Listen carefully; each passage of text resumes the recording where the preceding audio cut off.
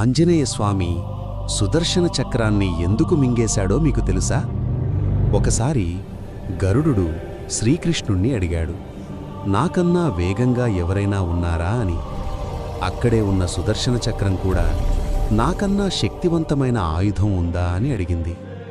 సత్యభామ కూడా నేను సీతాదేవి కంటే అందంగా ఉన్నాను కదా అని గర్వంగా మాట్లాడింది. అది చూసిన కృష్ణుడు వారి అహంకారాన్ని తగ్గించాలని నిర్ణయించాడు. గరుడుణ్ణి హనుమంతుడి దగ్గరకు పంపించాడు. సీతారాములు నీకోసం ద్వారకలో ఎదురుచూస్తున్నారు అని చెప్పమన్నాడు. అది విన్న హనుమంతుడు గరుడుడి కన్నా 1000 రెట్లు వేగంగా ఒక్క క్షణంలో ద్వారకకు చేరుకున్నాడు.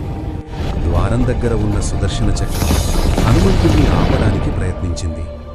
అప్పుడు హనుమంతుడు సమయం లేదు స్వామి అని ఆ చక్రాన్నే మింగేశాడు. లోపలికి వెళ్ళి రాముడిలా ఉన్న కృష్ణుణ్ణి చూసి నమస్కరించాడు.